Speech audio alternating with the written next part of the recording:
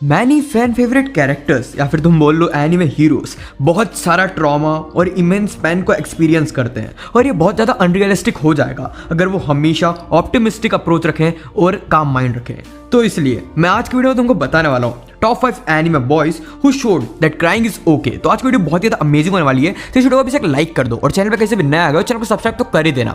So it's me as you all know and you watching पॉके हकाई एक्स। तो चलो फिर बिना किसी टाइम पास के आज के इस अमेजिंग वीडियो को शुरू करते हैं। Let's begin.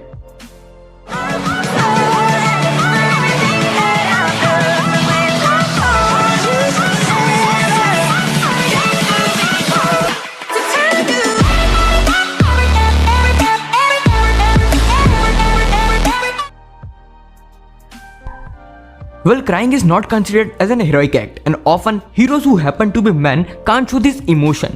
But luckily, shonen anime ऐसे सारे टॉक्सिक नॉर्म से बहुत दूर रहता है और सारी इमोशंस को हेल्दी मानता है। सो गाइस नंबर 5 पे आता है ज़ेनेत्सु अगत्सुमा। और अगर तुम एक डीमन स्लेयर फैन हो तो तुम ज़ेनेत्सु को जानते ही होगे। वेल, रोने वाले कैरेक्टर्स के पास रोने के लिए डीप रीजंस होते हैं, बट ज़ेनेत्सु के पास ऐसा कुछ भी नहीं है। ज़ेनेत्सु को जब भी लगेगा उसको कोई रीज़न नहीं चाहिए, वो रो देता है। यानी कि उसके जो इमोशन रहता है ना वो बहुत ही अच्छे से एक्सप्रेस करता है। अब ज़ेनेत्सु का नेचर जो है वो कॉवर्डली नेचर है, तो इसलिए रोना उसके लिए बहुत ही नॉर्मल चीज़ है और उसका नेचुरल रिस्पॉन्स है बहुत सारी सिचुएशंस के लिए। आफ्टर ऑल वो बस 16 साल का लड़का है जिसको डीमंस को मारना है और उसको बहुत सारी हॉरर सिचुएशन को फेस करना पड़ता है। अब देखो वो बहुत बार रोते हुए दिखा है एनिमे में, जो कि बहुत सारे लोगों को पसंद नहीं आता है, लेकिन मुझे समझ पड़ता है कि वो क्यों रोता है। बिकॉज इतने ज़्यादा टॉक्सिक और इतनी ज़्यादा टेंस सिचुएशन में रहता है वो कि हाँ ऑब्वियसली नेचुरली रोना आ ही जाता है। लेकिन अगर ज़ेनेत्सु एक बार अपने पावर अप में आ गया, एक बार सो गया ना, तो सामने वाले की 12 बजा सकता है। इसी के साथ चलते हैं अपन नंबर 4 के कैरेक्टर की तरफ। सो इस नंबर 4 पे आता है Naruto Uzumaki, obviously from Naruto. अब नारुतो को कौन नहीं जानता। अब देखो नारुतो अपने सारे इमोशंस इमीडिएटली दिखा देता है,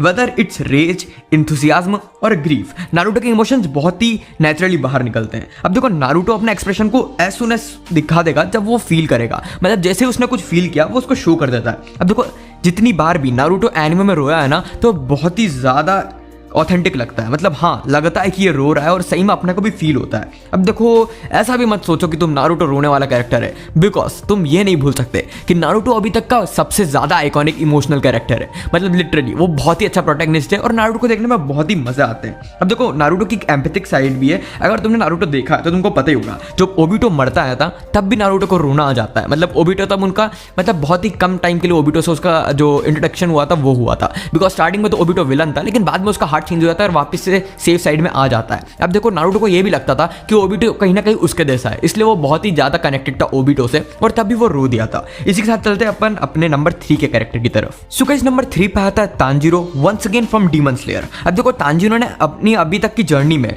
बहुत ज्यादा ट्रॉमा एक्सपीरियंस किया है पूरी उसकी डीमन स्लेयर की जर्नी में।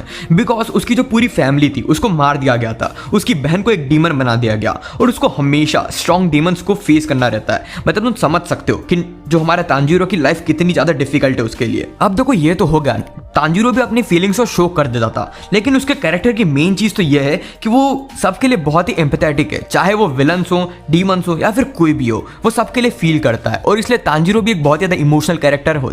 अब अपन चलते हैं नंबर 2 की तरफ। सो गाइस नंबर 2 पे आता है अपना ताकेमिची। याद है ना तुमको, फ्रॉम टोक्यो रिवेंजर्स। अब देखो जो फैंस है ना वो ताकेमिची को लिटरली बहुत ज्यादा क्रिटिसाइज और मॉक करते हैं क्योंकि वो बहुत बार रोता है। वैसे उसका नाम ही क्राई बेबी हीरो है, तो ये उसकी पर्सनैलिटी का एक एस्पेक्ट है, लेकिन ये उसके कैरेक्टर को बहुत ज्यादा इंटरेस्टिंग भी बनाता है। टोक्यो रिवेंजर्स जैसी सीरीज के लिए ऐसा एक मेन कैरेक्टर होना ना बहुत ही अलग बात है। Because Tokyo Revengers series criminal type की सीरीज है जो कि बाइकर गैंग के रिवॉल्व करती है, लेकिन उसमें ऐसा एक रोने वाला कैरेक्टर होना और वो भी उसका मेन कैरेक्टर, ये बहुत ही इंटरेस्टिंग चीज है। अब देखो ताकेमिची की जो सिचुएशन है ना वो अंडरस्टेबल है, इसलिए वो रोता है ना, तो अपन समझ सकते हैं वो क्यों रो रहा है। उसका टास्क था पास में जाना और फ्यूचर के इवेंट्स को चेंज करना, जिसमें उसने लिटरली अपने बहुत सारे कॉमरेड की डेथ देखी है और बहुत सारे दुश्मनों की भी डेथ देखी है। उसने बहुत सारी फाइट्स देखी है और बहुत सारे क्लेन्स यानी कि बहुत सारे ग्रुप्स को मर्ज होते हुए भी देखा है। और ताकेमिची का कैरेक्टर ना मुझे लिटरली बहुत ही अच्छा लगता है। अब देखो ताकेमिची कुछ भी बोल लो, अगर तुम कुछ भी बोल लो, लेकिन है तो वो भी एक टीनेजर ही ना, इसलिए उसका रोना बहुत ज्यादा अंडरस्टेबल है।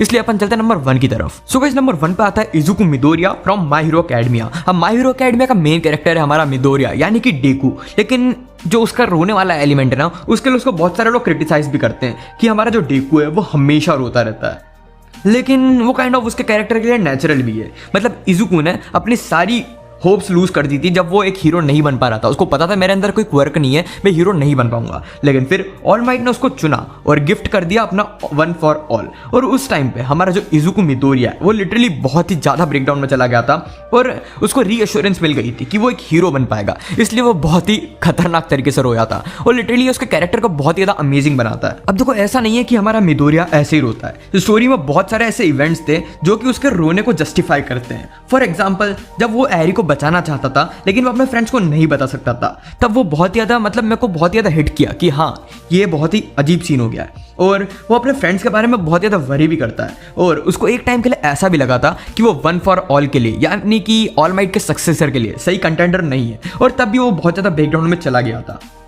अब देखो उसको ये भी लगा था कि पूरी दुनिया का जो वेट है ना वो उसके शोल्डर्स पे है, और तब भी वो ब्रेकडाउन में गया था। और ये उसके कैरेक्टर की एक अलग चीज़ है कि हाँ वो मेन कैरेक्टर है लेकिन वो हम जैसा ही है, हमारे जैसा नॉर्मल है। हाँ, उसके ऊपर कोई प्रेशर आता है तो वो भी उसको सहन नहीं कर पाता है। वेल कुछ भी बोलो, इट्स ट्रू कि वो बहुत ज़्यादा रोता है और अपने एक्सप्रेशन को कभी भी हाइड नहीं कर पाता, लेकिन ये मत बोलो it's not a bad thing. वो रोता है लेकिन वो अपने एक्सप्रेशन को जस्टिफाई कर देता है, वो फालतू में नहीं रोता है। सो गाइस आज की वीडियो तो इतनी थी। अब तुमको इनमें से कौन सा कैरेक्टर सबसे अच्छा लगता है कमेंट सेक्शन में जरूर बताना, और तुमको क्या लगता है कि ये कैरेक्टर्स फालतू में रोते हैं या फिर इनके पास एक प्रॉपर जस्टिफिकेशन होता है रोने का। तो आज की वीडियो तो इतनी थी। तो वीडियो थोड़ी सी भी अच्छी लगी ना तो वीडियो को लाइक तो कर ही देना, चैनल पे किसी भी नया आ गए चैनल को सब्सक्राइब कर देना, इस वीडियो को अपने सारे फ्रेंड्स को शेयर भी कर दो, और क्या ही करोगे कमेंट करो ना। तो फिर अपन मिलते हैं अगली वीडियो में, तब तक के लिए stay safe, stay at home, good bye.